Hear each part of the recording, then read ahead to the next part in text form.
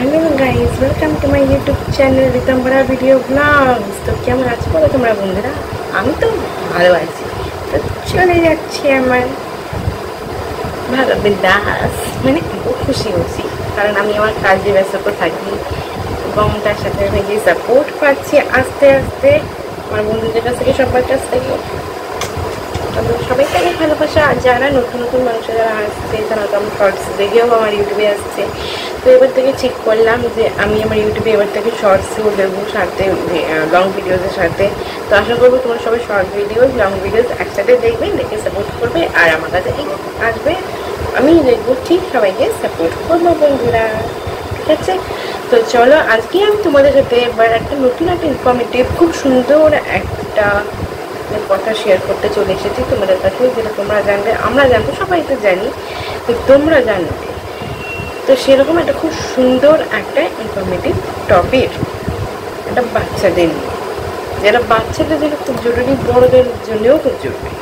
সেটা হচ্ছে কীভাবে বড়রা তাদের বাচ্চাদের প্রতি যত্ন নেবে, তাদের দেখাশোনা করবে, তাদের পড়াশোনা, খাওয়া দাওয়া, ঘুম, সব কিছু নিয়ে বড়রা কীভাবে দেখবে, গাইডেন্স দেবে, ঠিক আমরা সেভাবে বলে থাকি। তারা কীভাবে সফল হবে, তাদের ভবিষ্যতের পথে কীভাবে যাবে, সব দিক থেকে বড়রা দেখে। তো ঠিক সেইভাবে বলা হচ্ছে যে বড়রা দেখে ঠিকই, কিন্তু পারে না তাদের বাচ্চাদের না বোঝাতে, না করাতে। তো সেই হিসেবেই এটাই বলা হচ্ছে বা এটাই বলছি যে এখনকার যুগে বাচ্চারা আর আগেকার যুগের বাচ্চারা অনেক তফাতের মধ্যে একটাই হলো, সেটা হলো খেলাধুলো। আগেকার বাচ্চারা পড়াশোনা করতো, নিশ্চয়ই পড়াশোনা করার চাপ পড়তো, তাদের মাথায় কত স্ট্রেস, পেইন হতো, ব্যথা হতো, পড়াশোনা নিয়ে করতে পারতো না, সারাদিন খুব থাকাওয়াট আসতো, যে টায়ার্ডনেস আসতো সেটা নিয়ে তারপর সারা ভাবতো না উঠি এবার একটু যাই, একটু বাইরে যাই, ঘুরে আসি, একটু খেলাধুলো করে আসি, কি হ্যাঁ কি হকি খেলি, কি ব্যাডমিন্টন, কি গোছুরি, কি হাডুডু, কি কাবাডি, কি কিতকিত, কি যাই খেলা হলো, গোছুরি যা খেলা, এত কিছু খেলা ছিল। এই ধরনের গেম খেলা, বাইরের খেলার মতো বাচ্চাদের তারা একটু খেলাধুলো করতো, খানিক মতো বাইরে যেত, স্টেশন পেত, পড়াশোনাও ভালো হতো তাদের, নিজেরাও পড়াশোনা করে নিজের পায়ে দাঁড়িয়েছে। এখনকার যারা সন্তান, যারা এখন বড় হচ্ছে, তাদের মধ্যে হয়তো এই খেলাধুলোগুলো দেখাই যায় না। এখনকার সময় হচ্ছে শুধু পড়াশোনা করে বসছি, পড়াশোনা করার পর আমি পারছি না, মাথায় স্ট্রেস ধরেছে, পারছি না, টায়ার্ড লাগছে, ভালোই লাগছে না, আর কী করবো? তো সেখানে দেখতে দেখতে আবার সাথে সাথে করে বসে এইভাবে মোবাইল দেখতে বসে গেল। তো এটাই বলছি যে মোবাইল দেখতে বসার আগে তো মোবাইল ছিলই না, আর এখন মোবাইল থাকতে এখন বাচ্চারা বসে মোবাইল নিয়ে বসে ভিডিও গেমস খেলছে, নয় অনলাইনে যেসব আমরা যখন ভিডিওস করে থাকি, তো আমাদের ভিডিওস বড় যে এখনকার সোশ্যাল মিডিয়া বড়রা করছে, বাচ্চারাও করছে। বাবা, এখন বাচ্চারাও এতটাই ডেভেলপ যে বাচ্চারাও সোশ্যাল মিডিয়াতে ঢুকে গেছে, ইনস্টাগ্রাম হোক কি ইউটিউব। এটাই বলা হচ্ছে যে আমি বলছি না যে তারা ভিডিওসে থাকবে না, বাচ্চারা করবে না, অবশ্যই করবে, কিন্তু একটা লিমিট পাঞ্চুয়ালিটি আছে, ঠিক আছে? বাচ্চাদের জন্য বড়রা করলে কোনো সমস্যা না, কিন্তু বড়দেরকেও সেটা বুঝতে হবে যে বড়রাও যখন ভিডিওস করে, যেমন একটা কথা হচ্ছিল একটা সোশ্যাল মিডিয়াতে, নিউজে, কোনো একটা চ্যানেলে, বড় ক্ষেত্রে একটা মা সে শুধু সারাদিন ইনস্টাগ্রাম ভিডিও করে যাচ্ছে আর তার সন্তানের প্রতি কোনো দেখাশোনাও করছে না, তার কোনো কর্তব্যই নেই মনে হয়, মানে শুধু ইনস্টাগ্রাম ভিডিওস করলেই হবে আর তার সন্তানকে দেখতে হবে না, স্বামীকে দেখতে হবে না, ঠিক আছে? তো এটাও ভুল, এটাও কিন্তু বড়রা মায়েরা যেগুলো করছে এগুলো খুব ভুল করছে। স্বামীকে দেখে না, সন্তানকে দেখে না, এটা তো ভুল।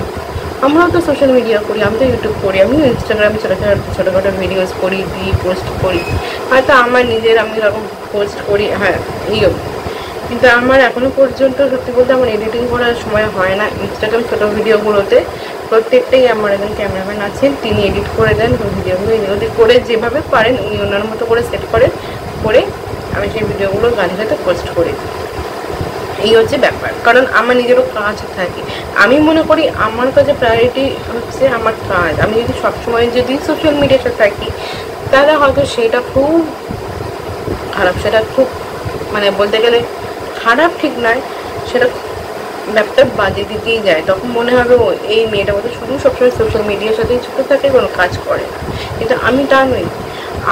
আমার পরিচয় তোমরা সবাই এখানে জানো, ইউটিউবে ইনস্টাগ্রামেও জেনেছে আমি একজন সাংবাদিকও, নিজে লেখালেখি কাজ করি, নিজে আমি ডান্স শ্যুট করতে যাই, কোরিওগ্রাফি করি, সাথে আমি ইউটিউব ভিডিও শ্যুটও করি। যখন সময় পাই আধা ঘন্টার মধ্যেই আমি কিন্তু ইউটিউব শ্যুটগুলো করে রাখি, একদিনে 2-3টে।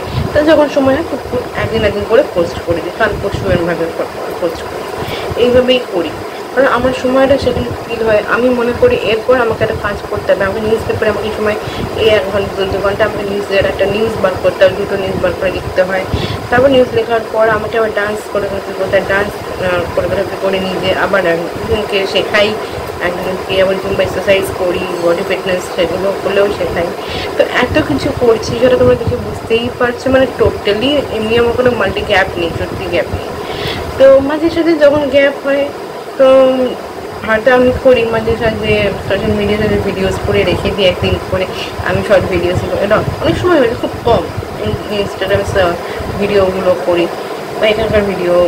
বা কোনো সময় যখন আমার একটু খালি সময় থাকে তো ঘরে বসে গল্প বই পড়ি। আমি বই পড়তে ভালোবাসি, গল্প বই পড়া, টিভি দেখা, টিভিতে একটু প্রোগ্রাম দেখি, এরকম। বাট সবসময় সোশ্যাল মিডিয়ার সাথে থাকি না, মিথ্যে কথা ওনার ভিডিওস করা হয়ে ওঠে না সবসময়।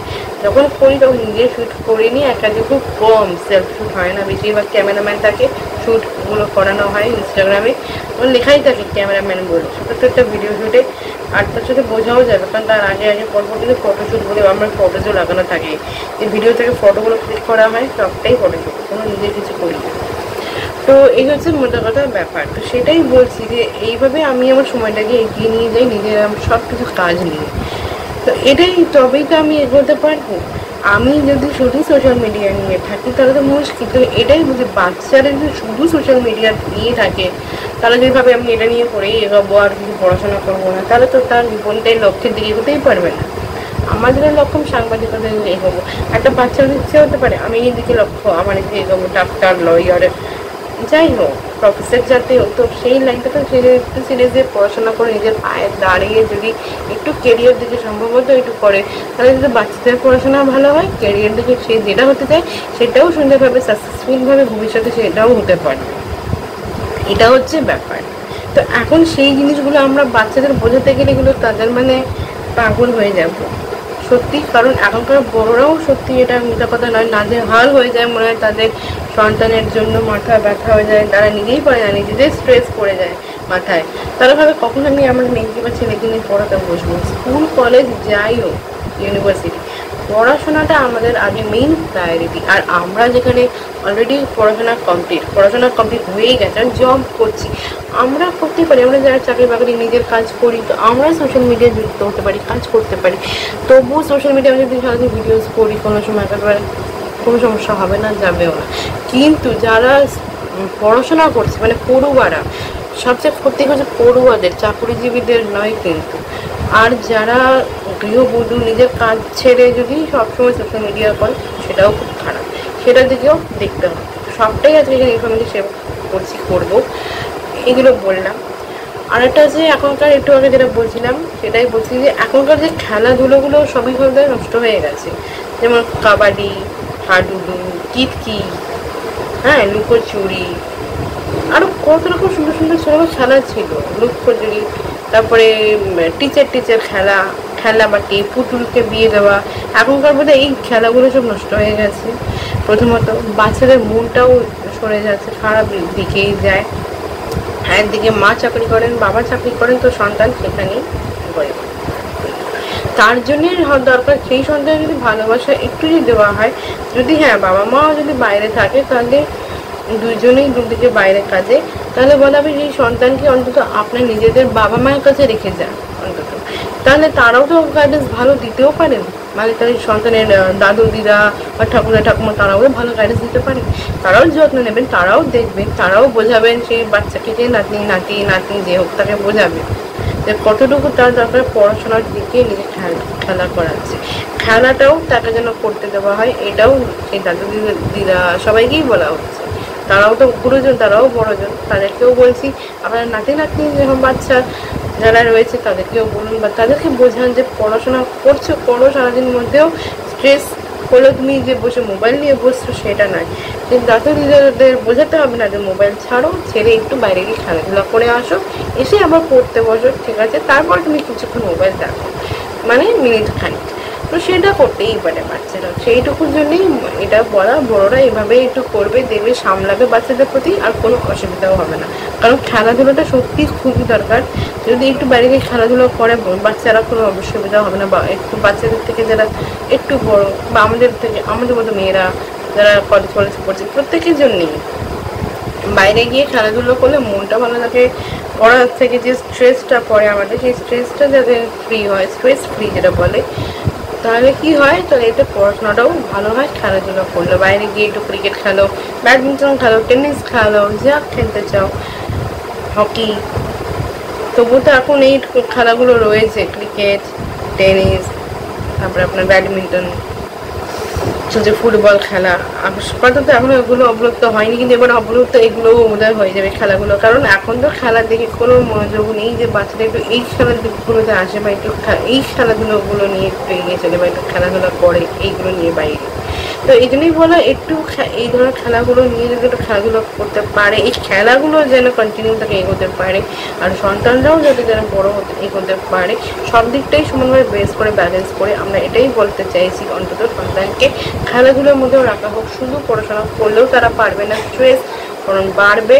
আর এই যে সেন্ট্রাল নার্ভাস সিস্টেম যেটা আমাদের ভেতরে রয়েছে, ওটার উপর চাপ পড়ছে, ওই চাপটা যাতে না পড়ে সেজন্যই বলা সন্তানকে সবসময় একটু খেলাধুলো যদিও নিয়ে যাওয়া হোক বাইরে।